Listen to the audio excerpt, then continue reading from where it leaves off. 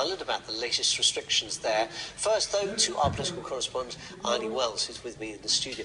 Ione, does the fact that the Prime Minister has not recalled the Cabinet for a meeting, still less recalled Parliament, give some encouraging signs about the picture, for now at least?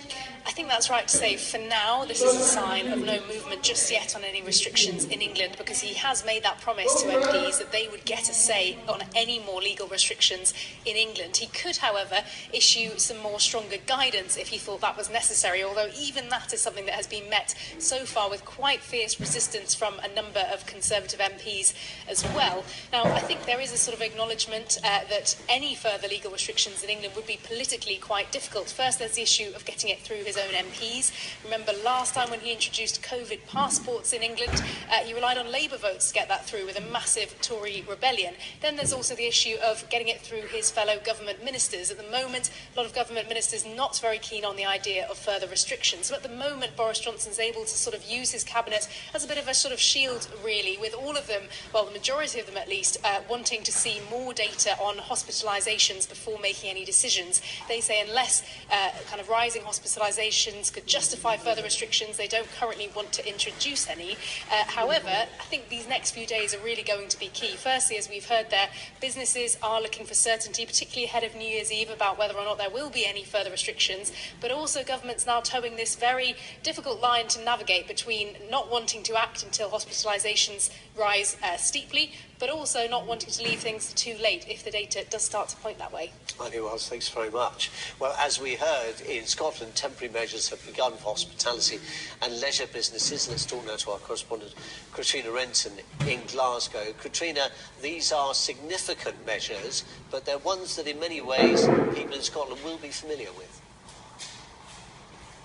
Well, that's right. And yesterday restrictions were introduced to deal with large crowds. Today the focus is on hospitality and indoor areas. So pubs, restaurants, cinemas, theatres and gyms. And as you say, a lot of them have already been exercising these measures already. Now they'll have to ensure that there's a 1 metre distance between groups of people, and those groups of people cannot contain more than 3 households. Where alcohol is being served, table service will have to be used. So of course that will be the impact on pubs, where people can no longer stand at the bar.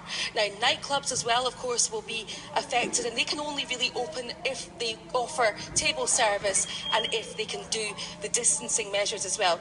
The Scottish Government has made extra money available to mitigate some of this, but of course the hospitality industry views some of these restrictions as yet another blow. Now, outside events, no more than 500 people can meet outside, so of course that is going to have a massive impact on public events at Hogmanay. Effectively, those are cancelled. Restrictions are reviewed here every 3 weeks, so the next date for the diary to look at is the 11th of January. Catriona Renton in Glasgow, thank you very much. Well, Louise Cullen is in Dungannon in Northern Ireland for us now. Louise, no dancing except at weddings.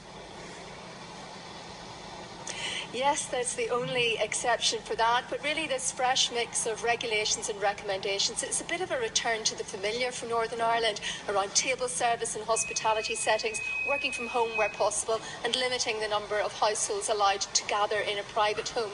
The law around face coverings is also being strengthened, with some exemptions being removed. There's a grace period before that'll be reinforced until January the 7th. The executive here meets in 72 hours' time to look at all these restrictions and crucially to decide if more are needed.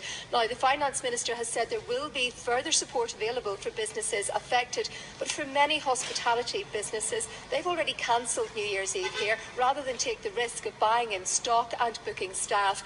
Health officials did warn last week that we could need significant interventions after Christmas as the spread of Omicron continues.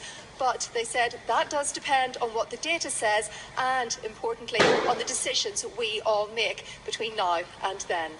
Yeah, it's down to us in many ways, isn't it, Louise? Louise Cullen in Dungannon, thank you very much.